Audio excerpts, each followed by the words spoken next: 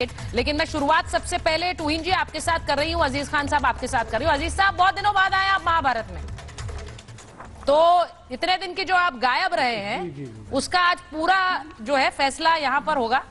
पहले तो ये बताइए कि जो यूसीसी, आप टूहिन जी और अजीज खान साहब को ले लीजिए जरा स्क्रीन पर, मैं उनसे शुरुआत कर रही हूँ डिबेट की। मुझे ये बताइए अजीज खान साहब, आज आ गया है यूसीसी, इस उत्तराखंड में लागू हो चुका है।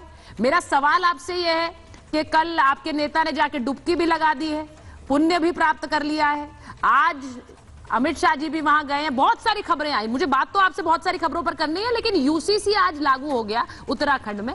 ये बताइए कि पूरे देश में अगर लागू होगा तो उसमें कोई दिक्कत है क्या, क्योंकि ये समानता वाला कानून है और क्योंकि एक असमानता हमने देखी है वक्फ के जरिए भी, इसी वजह से ये बार बार कहा जा रहा है कि अगर समान कानून होगा तो ना वक्फ वाली डिबेट होगी ना सनातन बोर्ड वाली डिबेट होगी।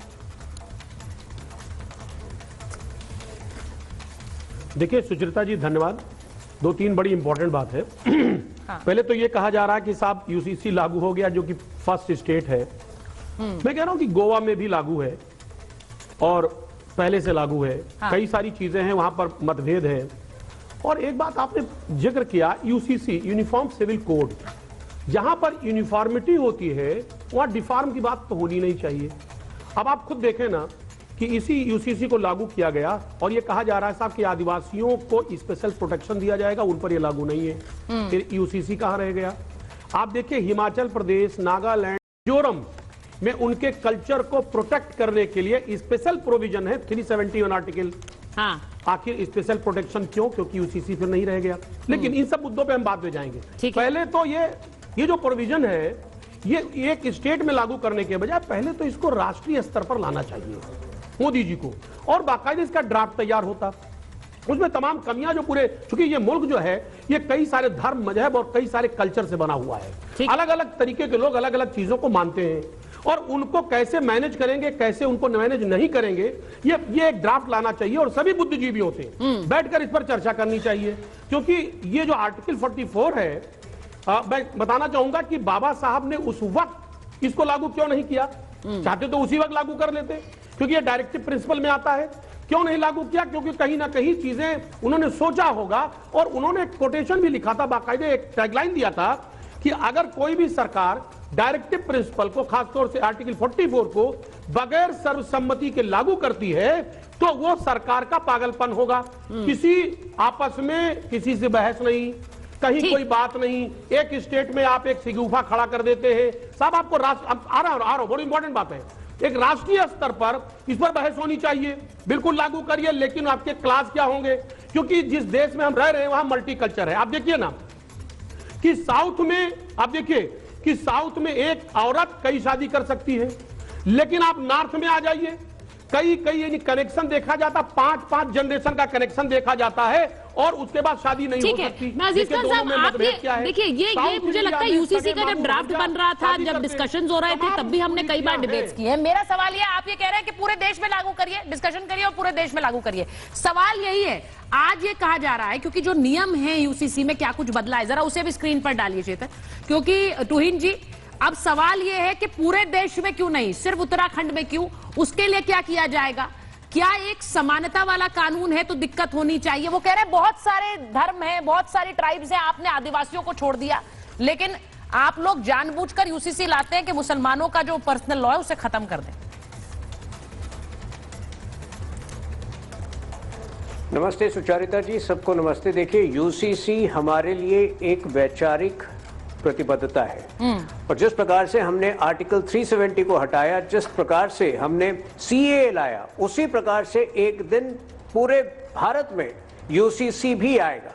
इसलिए तारीख कब बताओगे पूछना मेरे ख्याल से सबको बंद कर देना चाहिए। हम जब करते हैं तो बहुत बुलंदी के साथ काम करते हैं। 5 और शेड्यूल 6 आप पढ़िए कॉन्स्टिट्यूशन का, उसमें विशेष प्रावधान लिखे गए हैं ट्राइबल एरियाज के संचालन के लिए, ट्राइबल एरियाज के एडमिनिस्ट्रेशन के लिए, और उस तहत उनको ये रियायत दी गई है। ये रियायत किसी भी धर्म के आधार पर नहीं दी जा सकती, ये केवल ट्राइबल्स को, जो कि original inhabitants of the land माने जाते हैं, अब ये सुन लीजिए अजीज खान साहब, ये रियायत, अजीज खान साहब ये सुन लीजिए जो वो बात कह रहे हैं, को आप समझिए।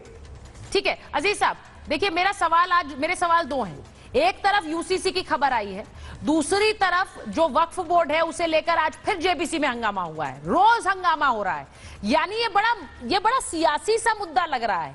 एक कोशिश हो रही है जेपीसी के जरिए वक्फ में सुधार की। यही वजह है कि महाकुंभ से सनातन बोर्ड की मांग की जा रही है। आप ये सोचिए, जब समानता होती है तब अलग अलग डिमांड्स नहीं होती हैं। जब एक धड़े को लगता है कि एक असमानता है, वो वक्फ के रूप में भी असमानता है। इसीलिए कहा जा रहा है कि भाई अगर ये जमीन हड़प रहे हैं, देखिए हमारे पास क्या है, हमारे इतने मंदिर है लेकिन हमारे पास कोई जमीन नहीं है, एक बोर्ड बनना चाहिए। क्यों? क्योंकि असमानता है। जी देखिए सुचरिता जी, बड़ी इंपॉर्टेंट बात है। देखिए मैं तुहिन जी को सुन रहा था, इसमें हल्ला करने से फायदा नहीं, हम लोग डिस्कस कर लें। हाँ। 2-3 बड़ी इंपॉर्टेंट बात है। वाकई में अच्छा है अगर यूसीसी अच्छा है, बीजेपी लगातार कह रही है, और इसमें बहुत फायदा है। इसमें हिंदू भाइयों का भी फायदा और मुसलमानों का बहुत फायदा है। लेकिन इनका कहना है कि मुसलमानों का ज्यादा फायदा है। देखिए मुसलमानों का फायदा इन्होंने हिजाब में करा दिया, इन्होंने तलाक में करा दिया। देखिए ये शादी में करने जा रहे हैं, ये बहुविवाह को रोक रहे हैं, ये लिव इन रिलेशन को रोक रहे हैं, ये 18 साल से कम जिनकी शादी हो रही है उसको रोक रहे हैं। मैं एक बात बता रहा हूं कि सारा काम आप मुसलमानों के हित की करेंगे, आप हिंदू के हित की नहीं करेंगे क्या? मैं जानना चाह रहा हूं, आप हिंदू विरोधी हैं क्या? सारा काम मुसलमानों के लिए करेंगे। एक बात आप देखिए, आपके खाने के साथ और खाने के, अच्छा रुद्र जी बोलना चाह रहे हैं। मैं लागू है यहाँ पर मैं हिंदू मुसलमान नहीं कहना चाहूंगा। हिंदुओं के लिए कोडिफाइड लॉ ऑलरेडी 1956 में बाहर से अजीज खान साहब बाहर से थोड़ा सा उन्हें बोलिए। हाँ हाँ। अच्छा, अरे भाई वाला कानून। हाँ। अजीज साहब बोलिए। अजीज साहब वो थोड़ा बाहर से है ना सर, इसमें थोड़ी दिक्कत इसको बैठा लिया भाई। 1 मिनट इनको रोकिए पहले आप। अरे बोल दिया सर, बोल दिया, आप बोले कंप्लीट करें। उसके बाद ये जम के बोले जितना बोल रहे हैं। हाँ बिल्कुल। देखिए सुचरिता जी, देखिए मैं आपको संबोधित कर रहा हूं, आपसे बात लीजिए। बिल्कुल बिल्कुल। अगर ये वाकई में अच्छा है तो ये कह रहे जहां जहां मेरी सरकारें होंगी वहां लागू होगी। इनकी सरकार तो केंद्र में, ये पूरे देश में सरकार है इनकी, फिर वहां से शुरुआत क्यों नहीं किया? वहां पर बहस क्यों नहीं किया? खुला बहस तमाम हिंदू, तमाम जो हमारे साधु महात्मा हैं उनको क्यों नहीं बैठाया गया? जो मुसलमान बुद्धिजीवी हैं उनको क्यों नहीं बैठाया गया? तमाम राजनीतिक पार्टियां, उनसे बहस क्यों नहीं की गई? तमाम, चूंकि ये देश जो है वो मल्टी कल्चर का है, अलग अलग तरीके के लोग रह रहे हैं। एक बात। दूसरी बात मैं आपको बताऊं, देखिए मैं हिंदू मुसलमान की बात नहीं कहना चाह रहा हूं। आज तलाक का रेशियो देखिए ना, कहां पर किस कम्युनिटी में ज्यादा है, लिव इन रिलेशन कहां पर हो रहा है ना, खुलकर बोलिए ना भाई। 18 साल की बात हो रही है, नहीं किस कम्युनिटी में? क्या आ रहा हूं ना, क्या एक खास कम्युनिटी में, अरे भाई बोलने दीजिए ना, क्या एक खास कम्युनिटी में 18 साल से कम कम्युनिटी का नाम लेने से क्यों पीछे हटते हैं? आप खुलकर बोला करिए, आप लोग राजनेता क्या बहु विवाह, अरे सुनिए ना, क्या बहु विवाह, अरे भाई सुनिए ना, क्या बहु विवाह खाली मुसलमान में हो रहा है? आप आइए, मेरे तमाम मित्र हैं, मैं दिखाऊं कितनी शादी। तो सर हिंदुओं में भी हो रहा है, क्रिश्चियन में भी हो रहा है, तो गलत है ना सर?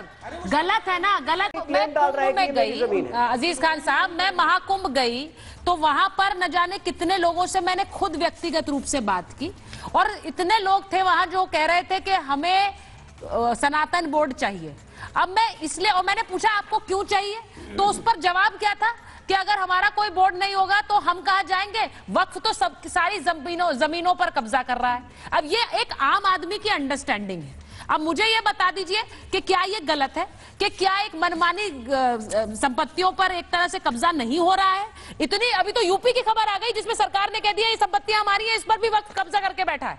और सोचिए उल्टा। अजीज साहब हाँ, एक मिनट अजीज साहब, मुझे बोलने दे भाई, 10 लोग नहीं। देखिए सुचरिता जी, ये एक नैरेटिव सेट किया जा रहा है। आपको भी पता है कि सरकार की नीयत ठीक नहीं है।